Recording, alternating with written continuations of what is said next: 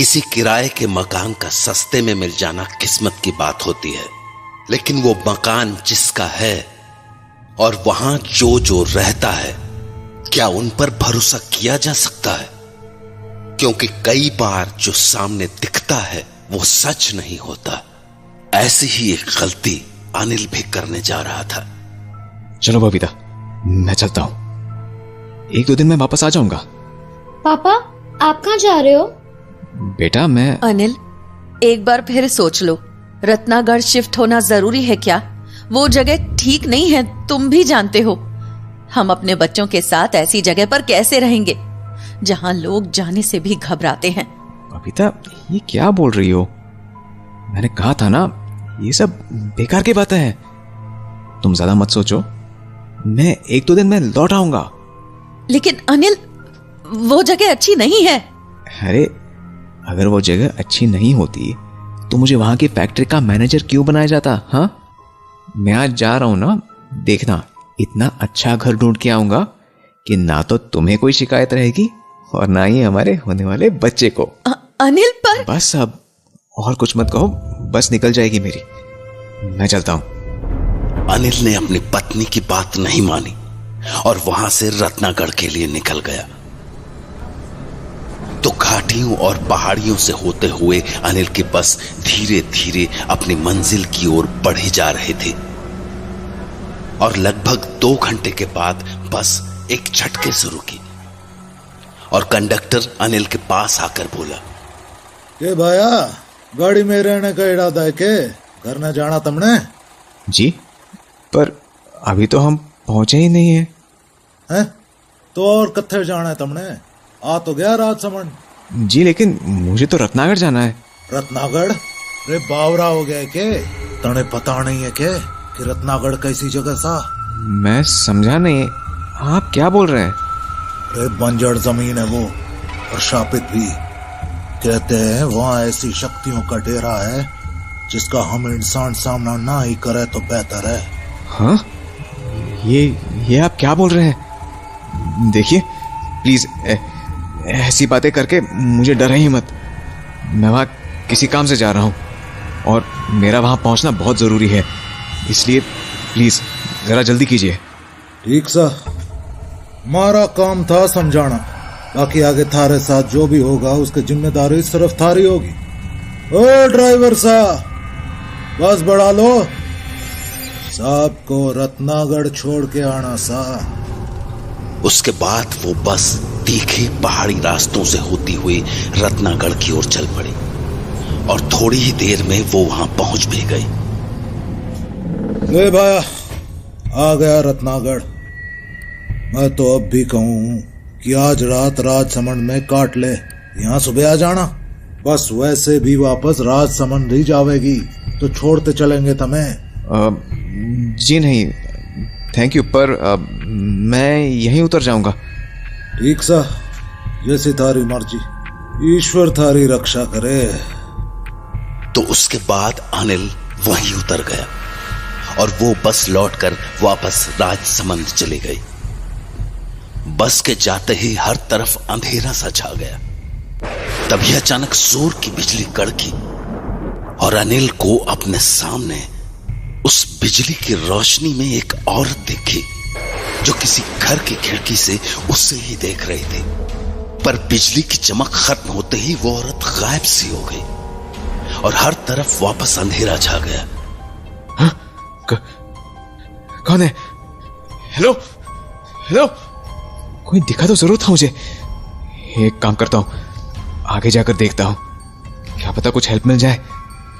तो अनिल थोड़ा आगे आया ही था कि उसे अपने सामने एक आलीशान हवेली दिखी, लेकिन उस हवेली को देखकर ऐसा लग रहा था मानो वो बहुत दिनों से बंद पड़ी हो।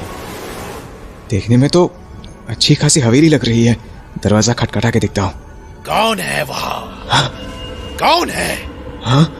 कौन है तू और यहाँ क्या कर रहा है? जी वो जवाब दे। जी वो मैं यहाँ अपने ऑफिस के काम से आया था और पागल हो गया है क्या? तुझे यहाँ कौन सा काम पड़ गया?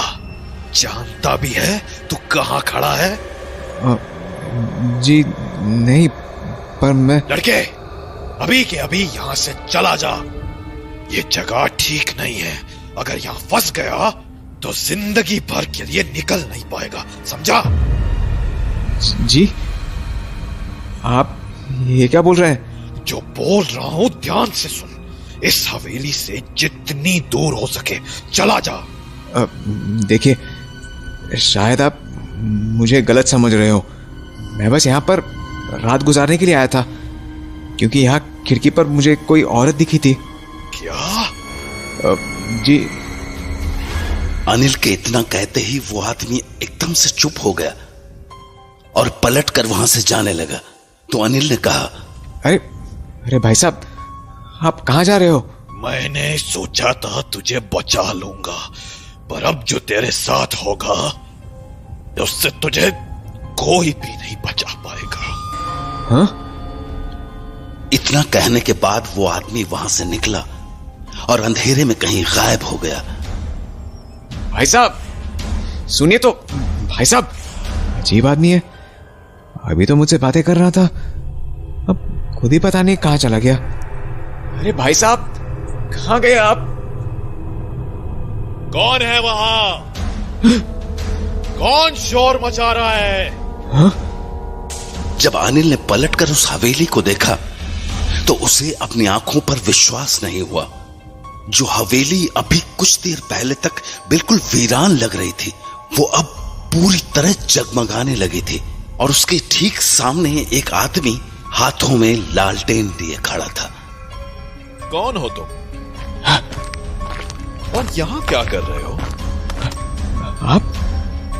पर आप तो अभी अभी उस तरफ गए थे। क्या क्या बोल रहे हो तुम? अरे अभी आप ही तो थे जो मुझसे बातें कर रहे थे और मुझे ऐसे चले जाने को कह रहे थे। शायद तुम्हें कोई गलत फहमी हुई है। मैंने तो बाहर का शोर सुनकर हवेली का दरवाजा खोला है। क्या? लेकिन ऐसा कैसे हो सकता है? तुम काफी परेशान दिख रहे हो। कौन हो तुम और यहाँ क्या कर रहे हो, वो भी इतनी रात को? जी मेरा नाम अनिल है। मैं यहाँ काम के सिलसिले से आया हूँ। काम? कैसा काम? जी यहाँ एक फैक्ट्री में मैनेजर अपॉइंट हुआ हूँ, तो मैं यहाँ फैक्ट्री देखने आया हुआ था। रात ज़्यादा हो गई थी तो सुबह के लिए आसरा ढूंढ रहा था, पर शायद मैंने आपको परेशान कर दिया। मैं चलता हूँ। रुको। हाँ? कहाँ जाओगे अभी? यहाँ रत्नागढ़ में किसी को जानते हो? जी नहीं, पर मैं कुछ बंदोबस्त कर लूंगा। नहीं, बेहतर यही होगा कि आज रात हवेली में ही बिता लो। हाँ? अरे पर रानी सा, कोई मेहमान आया है। उस आदमी के मुंह से रानी सा का नाम सुनकर अनिल चौंक सा गया। तभी उसे एक आवाज सुनाई पड़ी। मेहमान को हवेली में ले आओ, मैं अभी आती हूँ। रानी की आवाज सुनकर ऐसा लग रहा था मानो किसी राजघराने की महारानी ने आदेश दिया हो। तो अभी अनिल अपने ख्यालों में ही था कि पास खड़े उस आदमी ने अनिल से कहा, चलो, रानी सा तुम्हारा इंतजार कर रही है। आप लोग परेशान मत होइए, मैं कोई और ठिकाना ढूंढ लूंगा। नहीं, तुम हमारे मेहमान हो, तुम्हारा आदर सत्कार करना हमारा फर्ज है। आओ अंदर। जी थैंक यू, पर इसकी कोई खास जरूरत नहीं है। जरूरत है। हाँ? अगर तुम अंदर नहीं आए तो लांछन रानी सा पर लगेगा, इसीलिए आओ अंदर चलो। तो उस आदमी की बात मानकर अनिल हवेली के अंदर चला आया और अभी उसे अंदर आकर बैठे हुए कुछ ही समय हुआ होगा कि तभी उसके सामने एक खूबसूरत सी लड़की आकर खड़ी हो गई। उसने बिल्कुल रानी महारानियों की तरह कपड़े पहने हुए थे और देखने में भी वो बहुत खूबसूरत थे। तो अनिल उसे देख ही रहा था कि उसके बगल में बैठा हुआ आदमी खड़ा हुआ और बोला, खम्मा घनी रानी सा। इतना सुनते ही अनिल भी हड़बड़ाकर खड़ा हो गया। खमा घनी रानी सा। खम्मा घनी, बैठिए। जी थैंक यू। क्या नाम है आपका? जी मैं अनिल। माफ कीजिएगा, इतनी रात को आप लोगों को परेशान कर दिया।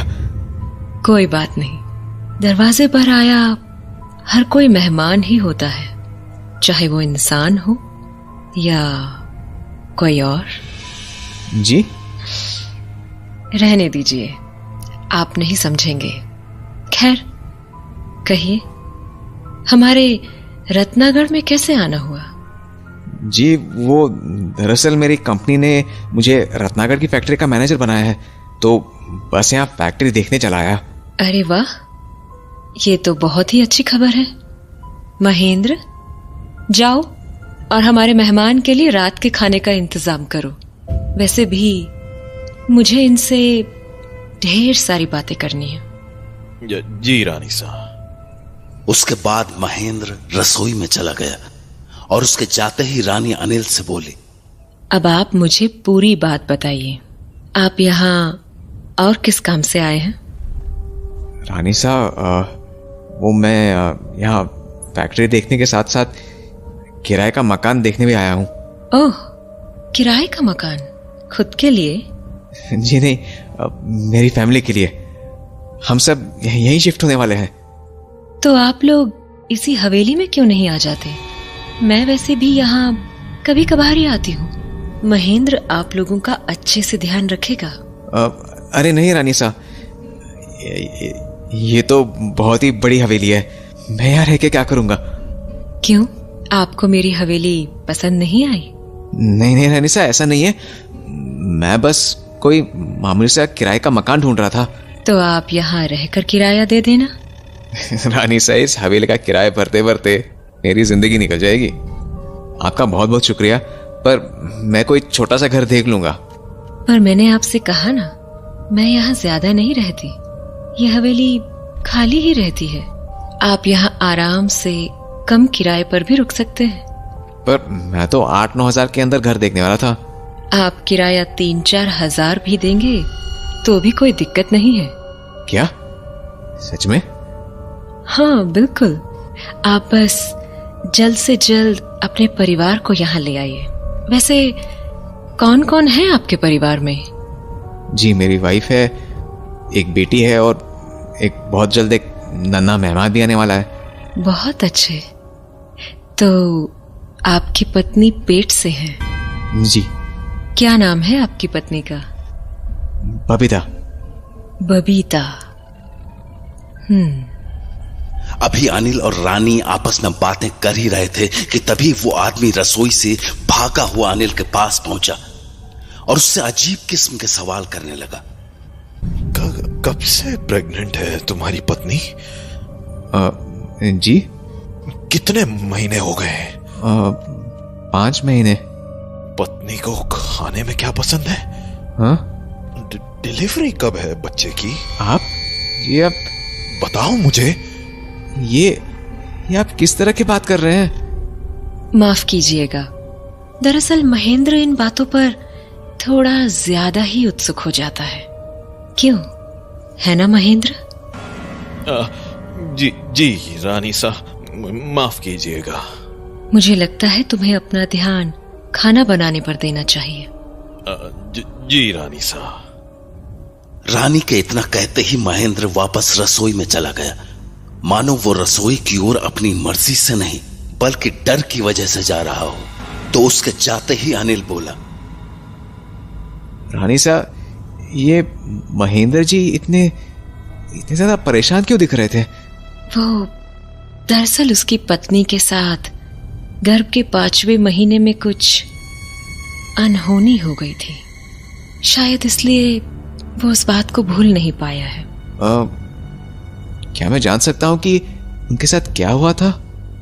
नहीं, ये उसका व्यक्तिगत मामला है, और वैसे भी मेहमानों को इतना सवाल करना शोभा नहीं देता, है ना? जी रानी साहब, माफ कीजिएगा। रानी से बात करने के बाद अनिल के मन में कई तरह के सवाल उठने लगे थे, क्योंकि रानी के बात करने का अंदाज कुछ अजीब सा था।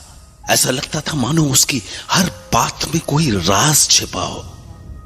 धीरे धीरे रात गहराने लगी थी। और कुछ ही देर में महेंद्र ने डाइनिंग टेबल पर खाना लगा दिया था। पूरी की पूरी डाइनिंग टेबल तरह तरह के पकवानों से भरी हुई थी। ये इतना सारा खाना बनाने की क्या जरूरत थी महेंद्र जी? मैं इतना थोड़े खा पाऊंगा। आप हमारे मेहमान हैं, आपकी खातिरदारी करना हमारा फर्ज है। खाना शुरू कीजिए। अनिल ने अपने खाने की तरफ देखा ही था कि उसे अपनी कटोरी में रानी का मुस्कुराता हुआ चेहरा दिखा और चेहरे को देखते ही उसके होश उड़ गए। अनिल के घबराए हुए चेहरे को देखकर रानी बोली, डर से अक्सर भूख मर जाया करती है। खाना खाइए, क्या पता आगे ऐसी दावत का मौका मिले या ना मिले। जी वो मेरा पेट भरा हुआ है, मुझे खाने का मन नहीं हो रहा। महेंद्र, जी रानी साहब। हमारे मेहमान को उनका कमरा दिखा दीजिएगा, उनके सोने का वक्त हो चुका है। इतना कहकर रानी डाइनिंग टेबल से उठकर चली गई। रानी के जाते ही महेंद्र ने अनिल से पूछा, तुम्हें सच में भूख नहीं है? जी। तो चलो मैं तुम्हें तुम्हारा कमरा दिखा देता हूँ। दरअसल मैं सोच रहा था कि मैं हवेली के बाहर ही रुक जाऊंगा। आप लोगों को तकलीफ देना अच्छा नहीं लग रहा मुझे। रानी सा का आदेश है, तुम मेहमान हो, तुम्हें हवेली में बुलाने के बाद ऐसे नहीं छोड़ सकते। आ जाओ, कमरा दिखा दूं। महेंद्र की बात को अनिल मना नहीं कर पाया और वो उसके साथ एक कमरे में चला आया। कमरा काफी बड़ा था। सामने एक बड़ा सा बिस्तर था और उसके ठीक पीछे एक बड़ी सी खिड़की थी जिस पर खूबसूरत पर्दे लगे हुए थे।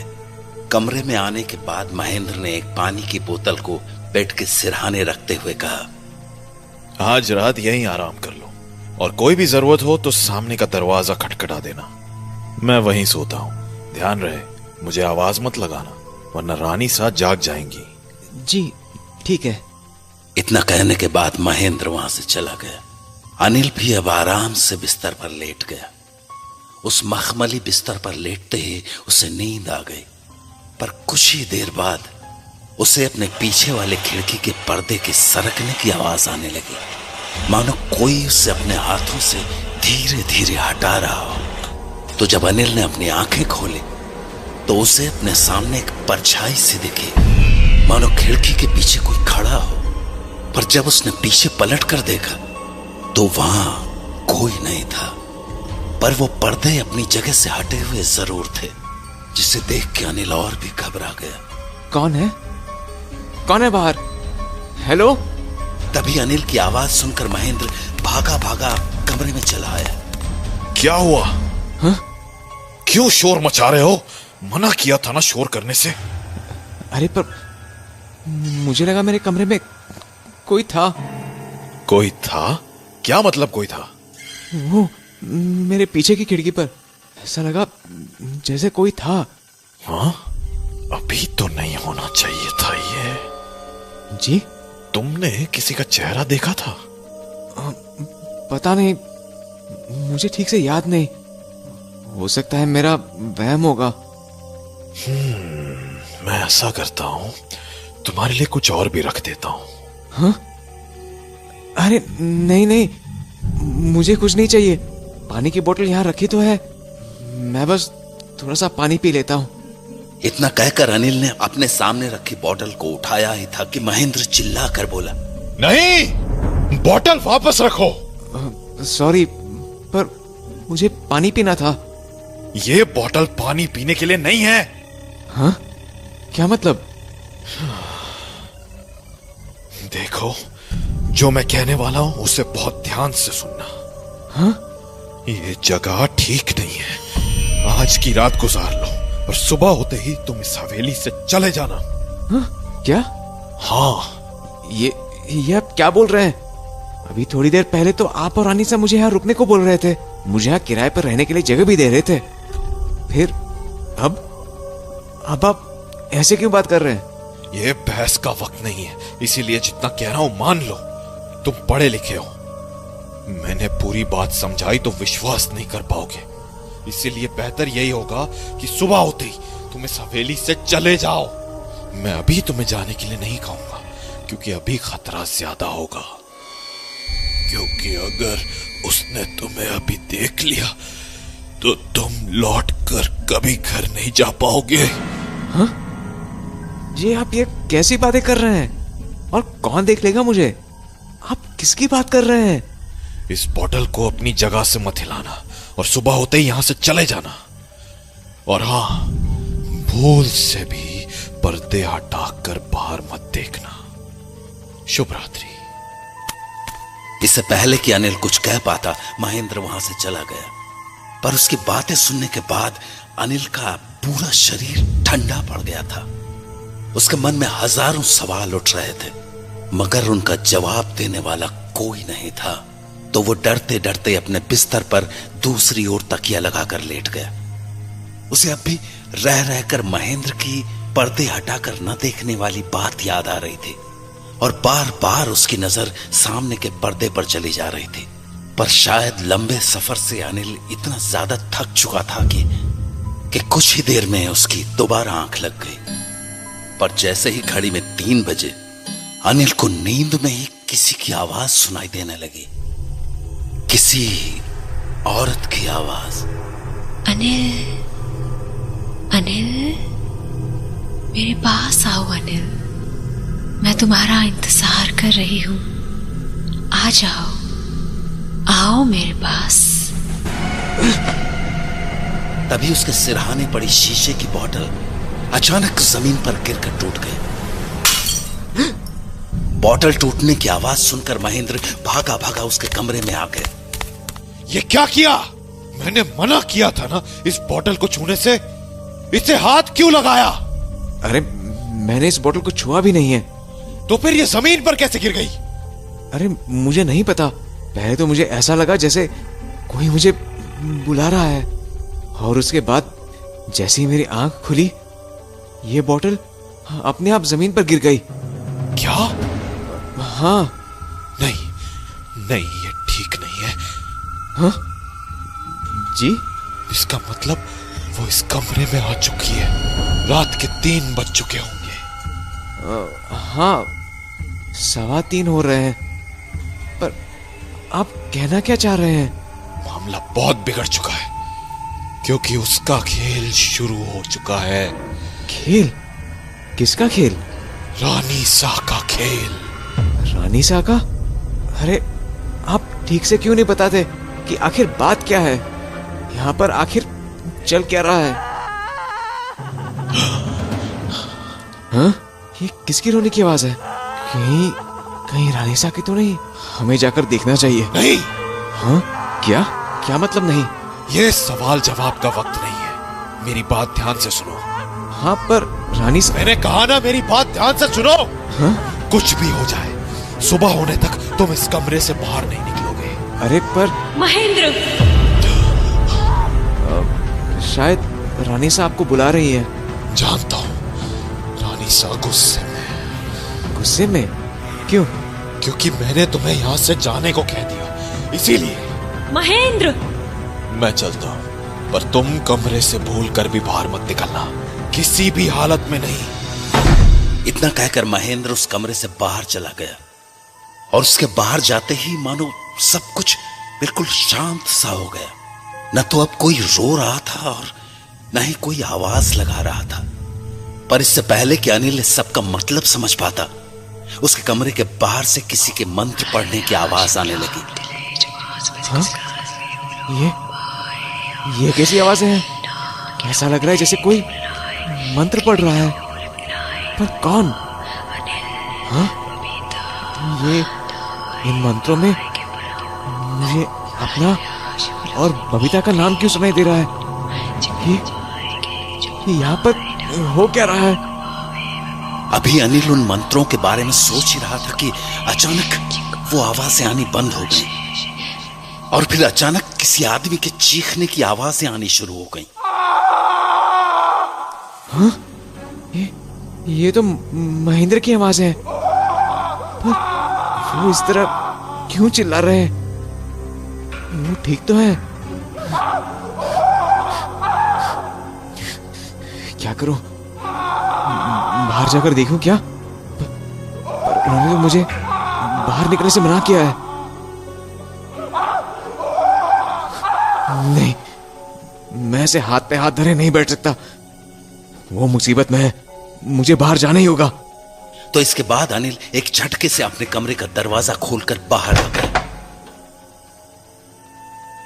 बाहर उसे महेंद्र तो नहीं दिखा, पर उसके सामने रानी जरूर खड़ी थी, जो उसे ही देखकर मुस्कुरा रही थी। महेंद्र ने बाहर निकलने से मना किया था ना, फिर भी आप बाहर आ गए। चलिए, अब आप भी हमेशा यहीं रहेंगे। अनिल को जब तक रानी की कही बात समझ आती, उसे अपने बगल से महेंद्र की आवाज आई। तुम कमरे के बाहर क्या कर रहे हो? मना किया था ना बाहर निकलने से। अरे पर मुझे आपके जोर जोर से चीखने की आवाजें आ रही थी, इसलिए मैं। वो मैं नहीं था। हाँ? तो फिर कौन था? तुम ये बातें छोड़ो और मुझे ये बताओ कि कमरे से बाहर आकर तुमने किसी को देखा तो नहीं था ना? हाँ, देखा था ना। रानी सा अभी यही थी। क्या? हाँ, पर इसीलिए मैंने तुम्हें कमरे के अंदर रहने को कहा था। ये ठीक नहीं हुआ, बिल्कुल ठीक नहीं हुआ। पर हुआ क्या? कुछ नहीं, तुम अंदर कमरे में जाओ, सुबह मिलते हैं। उसके बाद अनिल ने कुछ नहीं कहा और अपने कमरे में जाकर सो गया। उस रात और कुछ भी नहीं हुआ। पर अगली सुबह जब अनिल रानी से मिला तो उसने कहा, उम्मीद है आपको अच्छे से नींद आई होगी। जी। तो कहिए, आप अपने परिवार को यहाँ कब लेकर आ रहे हैं? जी, मैं आज वापस जाऊंगा तो कल उन्हें लेकर यहाँ आ जाऊंगा। आपका जाना जरूरी है? हाँ, मैं उन्हें लेकर कैसे आऊंगा? आप चाहे तो गाड़ी हम भिजवा देते हैं, वो खुद ब खुद यहाँ आ जाएंगे। थैंक्स, पर मुझे घर का सामान भी साथ लाना होगा। अरे, सामान की क्या जरूरत है? इस पूरी हवेली में जो कुछ भी है आप ही का तो है।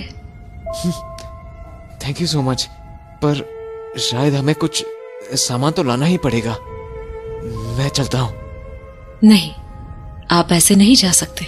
हाँ? मतलब? मेरी हवेली से कोई खाली हाथ नहीं जाता, ये मेरी तरफ से। जी, ये कुछ नहीं, बस आपके और आपकी पत्नी के लिए एक छोटा सा तोहफा है।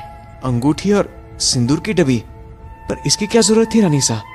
देने को तो मैं सोने की अंगूठी और हार भी दे सकती थी, पर मुझे पता है कि आप खुददार आदमी हैं, इसलिए एक मामूली सी चांदी की अंगूठी ही भेंट की है। पहनेंगे ना इसे आप? जी रानी सा। तो पहनिए ना। जी, अच्छी है। मुझे खुशी हुई कि आपको अंगूठी पसंद आई। आपकी पत्नी को तो मैं अच्छे से नहीं जानती हूँ, इसलिए उनके लिए बस एक सिंदूर की डिब्बी दी है। उनसे कहिएगा कि यहाँ आते हुए इसे लगाकर जरूर आएं। जी, ठीक है रानी सा, आपका बहुत शुक्रिया।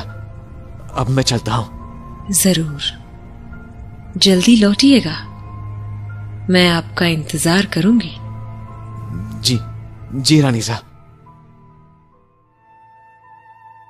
हवेली से निकलने के बाद अनिल राजसमंद पहुंचा और वहां से घर जाने के लिए उसे वो ही बस मिली जिससे वो रत्नागढ़ आया था। अनिल अपनी सीट पर बैठा ही था कि तभी बस के अंदर एक बुढ़िया घुसी और वो कंडक्टर उस पर चिल्लाने लगा। ए बुढ़िया, तू फिर आ गई? मना किया है ना तुझे बस में चढ़ने से, किराया तू दे ना सके, बस फालतू में बस में चढ़े जावे है। अरे अब तो छोड़ दे, अपने बेटे को ढूंढना, छोड़ के चला गया वो तुझे। ऐसा मत बोल, वो मुझे छोड़ के कहीं नहीं जाएगा।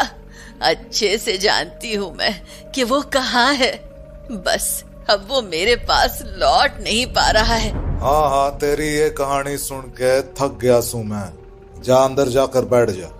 कंडक्टर के इतना कहते ही वो बुढ़िया धीरे कदमों से चलती हुई अनिल के बगल वाली सीट पर आकर बैठ गई। अनिल उस बुढ़िया को देख ही रहा था कि तभी कंडक्टर ने उससे कहा, के भाया लौट आए रत्नागढ़ से, हो गया थारा जरूरी काम? जी हो गया। उसके बाद कंडक्टर कुछ नहीं बोला, पर रत्नागढ़ का नाम सुनते ही वो बुढ़िया एकदम से अनिल की तरफ मुड़ गई।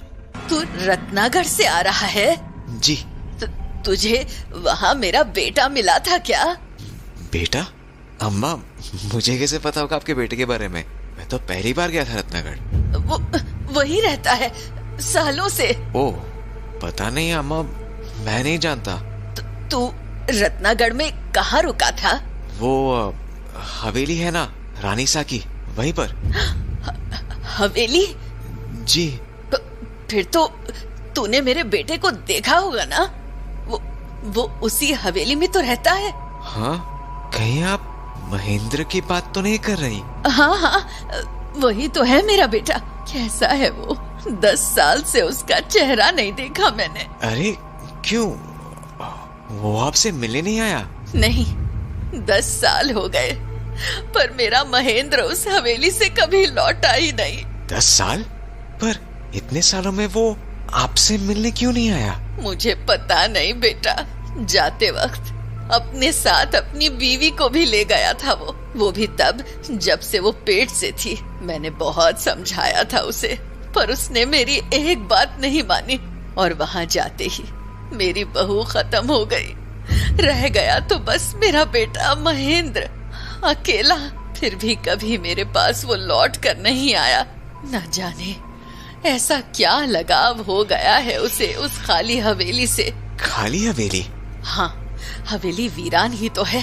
महेंद्र के अलावा कोई नहीं रहता है वहाँ। अरे नहीं, रानी सा भी रहती है वहाँ। मैं तो खुद उनसे मिलकर आ रहा हूँ। अब मुझ बूढ़ी को ज्यादा नहीं पता है बेटा। मैं तो वही बोलती हूँ जो लोग कहते हैं। मुझे तो बस अपने बेटे की चिंता लगी रहती है। उस बुढ़िया की बातें सुनकर अनिल को दुख तो हुआ, पर वो इस मामले में ज्यादा कुछ कर भी नहीं सकता था। इसलिए उसने अपनी आंखें बंद की और घर पहुंचने का इंतजार करने लगा। उस शाम घर पहुंचकर जब अनिल ने अपनी पत्नी से रत्नागढ़ चलने के लिए कहा तो वो बोली, पर इतनी जल्दी क्या है? आपने तो अभी तक फैक्ट्री भी नहीं देखी है। अरे फैक्ट्री तो मैं वहाँ जाने पर ही देख लूंगा, वो तो मेरी ही कंपनी की ब्रांच है। उसकी चिंता क्यों करती हो? वैसे भी मैं रत्नागढ़ अपनी फैक्ट्री देखने थोड़ी गया था। मुझे तो हमारे लिए एक अच्छा सा घर ढूंढना था, और थैंकफुली मुझे मिल भी गया। तुम्हें अंदाजा भी नहीं है कि वो घर कितना सुंदर है बबीता। घर नहीं, हवेली है वो, हवेली। ऊपर से किराया भी इतना कम है। मैं इतने अच्छे घर को हाथ से जाने नहीं देना चाहता हूँ। लेकिन ऐसे अचानक कैसे चले जाएं?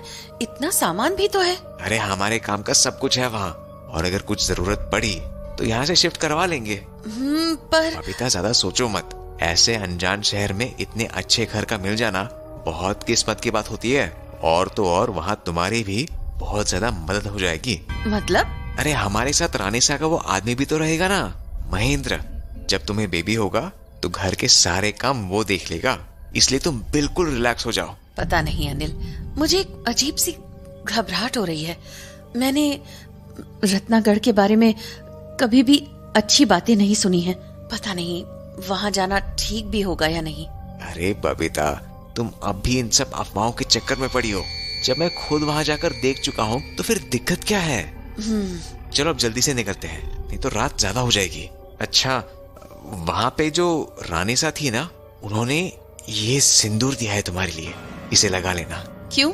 लगाने की क्या जरूरत है? अरे समझो ना, रानी सा है वो, मकान मालकिन है।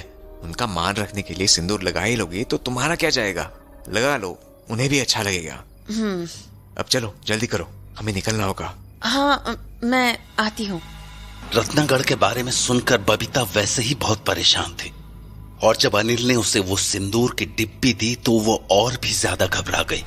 इसीलिए वो सीधी अपने घर के मंदिर के पास चली आई और उस सिंदूर की डिब्बी को बजरंगबली के चरणों में रखते हुए बोली, हे बजरंगबली, रत्नागढ़ से आई किसी भी चीज को मैं अपने पास नहीं रख सकती, इसीलिए मैं ये आपके चरणों में समर्पित कर रही हूँ। वैसे भी मैं बस आपके नाम का ही सिंदूर लगाती हूँ। मैं आपके पास से अपने परिवार के लिए ये कलावा लेकर जा रही हूँ, आप हमारी रक्षा करना। तो उसके बाद बबीता वापस कमरे में आई और तनु की कलाई पर भी वो धागा बांध दिया। पर जैसे ही वो कलावा लेकर अनिल के पास पहुंची, बबीता, ये सब क्या कर रही हो तुम? वहां जाकर ये सब कर लेना, अभी जल्दी निकलते हैं प्लीज। अरे लेकिन अनिल। इससे पहले कि बबीता कुछ कह पाती, अनिल जल्दबाजी में घर से निकल गया और उसके पीछे पीछे बबीता और तनु को भी आना पड़ा। तो अगले कुछ ही घंटों में वो लोग रत्नागढ़ की उसी हवेली के सामने पहुंच गए जिसके बारे में अनिल ने उन्हें बताया था। पर हवेली के सामने आते ही बबीता के कदम मानो जम से गए। बबीता, क्या हुआ? आओ अंदर चलो, देखो कितनी सुंदर हवेली है। रानी सा हमारा इंतजार कर रही होंगी। हाँ मम्मी, चलो ना। नहीं, मुझे कुछ अजीब लग रहा है। अजीब? क्या अजीब? पता नहीं, पर मुझे ये जगह ठीक नहीं लग रही। मुझे नहीं लगता हमें अंदर जाना चाहिए। कैसी बातें कर रही हो बबीता? अच्छी खासी हवेली है, चलो ना अंदर चलते हैं। नहीं, मैं और तनु कहीं नहीं जाएंगे। हम वापस घर लौट रहे हैं, चलो मेरे साथ। कैसी बातें कर रही हो बबीता? अब तो ऐसी बातें मत करो प्लीज, जल्दी से अंदर चलो वरना ठंड बढ़ जाएगी। मैंने कहा ना, मुझे सही नहीं लग रही है ये जगह। और सबसे पहले तो तुम वो कलावा बांधो। अरे बबीता, तुम रानी सा। तो आप आ गए, अंदर आ जाइए और अपने परिवार को भी लेते आइए। जी रानी सा, मैं तो कब से कह रहा हूँ अंदर चलने को, ये मान ही नहीं रही है। ऐसा अक्सर ही होता है। आप भी जब पहली बार आए थे तो अंदर आने से घबरा रहे थे, पर क्या है ना, थोड़ी जोर जबरदस्ती करो तो लोग अंदर आ ही जाते हैं। और एक बार किसी ने अंदर आने का मन बना लिया तो उसे इस हवेली से लगाव हो ही जाता है। खैर, मैं आप लोगों का इंतजार करूंगी। उम्मीद है अनिल आपको हमारे पास ले ही आएंगे। खम्मा घनी। उसके बाद रानी वहां से चली गई, पर उसके जाते ही अनिल की अंगूठी में एक अजीब सी रोशनी सी हुई और वो मानो पागल सा हो गया। चल अंदर, हम रानी से को और इंतजार नहीं करा सकते। अनिल, ये तुम कैसी बातें कर रहे हो? बोला ना अंदर चल। पापा, आप गुस्सा क्यों हो रहे हो? सवाल करना बंद कर, अंदर चल चुपचाप। नहीं, हम कहीं नहीं जाएंगे। ठीक है, तू ऐसे नहीं मानेगी, मुझे दूसरे तरीके अपनाने होंगे। अनिल, क्या कह रहे हो तुम? तू अंदर आने से मना कर रही है ना, पर अपनी बेटी के पीछे पीछे तो तू भागी भागी आएगी।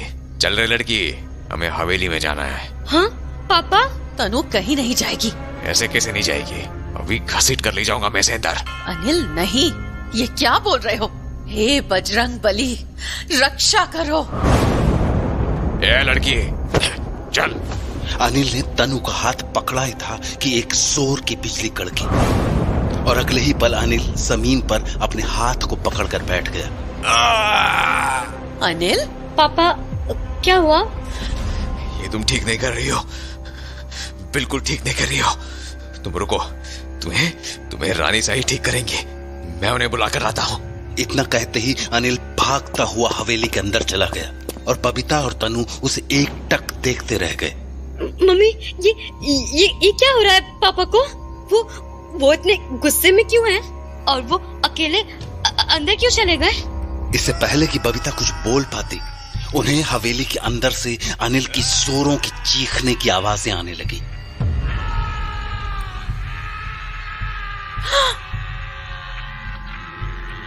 पापा, तनु बेटा, जल्दी अंदर आ। हाँ, पापा बुला रहे हैं। चलो मम्मी, लगता है पापा को चोट लगी है। नहीं बेटा। हाँ? हम अंदर नहीं जाएंगे। क्या? पर क्यों मम्मी? देखो ना, पापा को दर्द हो रहा है, वो हमें बुला रहे हैं। नहीं तनु, वो तेरे पापा नहीं है। हाँ? पापा नहीं है? मतलब? पता नहीं, पर हमें इस जगह से जल्द निकलना होगा। पर मम्मी। तो चल मेरे साथ तनु। तो उसके बाद बबीता और तनु वहां से फौरन बस लेकर अपने घर के लिए निकल गए। मम्मी, हवेली के पास क्या हुआ था? और पापा मेरा हाथ पकड़ने के बाद जमीन पर क्यों गिर गए थे? और जब उन्होंने अंदर जाकर हमें आवाज लगाई तो हम उस हवेली के अंदर क्यों नहीं गए? मैंने कहा ना बेटा, वो तेरे पापा थे ही नहीं। सच तो ये है कि तेरे पापा रत्नागढ़ से कभी लौटे ही नहीं थे। शायद इसीलिए वो बजरंग बली का कलावा बांधने से इनकार कर रहे थे। और तूने देखा ना, कलावा को छूते ही वो कैसे जमीन पर गिर पड़े। तो बजरंगबली हमें प्रोटेक्ट कर रहे थे। हाँ बेटा, वो हमें हमेशा प्रोटेक्ट करते हैं। पर मम्मी पापा का क्या, वो कहाँ चले गए और हम उन्हें कैसे ढूंढेंगे? पता नहीं बेटा, पर शायद तेरे पापा अब कभी लौट कर नहीं आएंगे, क्योंकि मैंने लोगों से हमेशा सुना था एक बार जो रत्नागढ़ अपनी मर्जी से गया वो दोबारा कभी लौट कर नहीं आता है।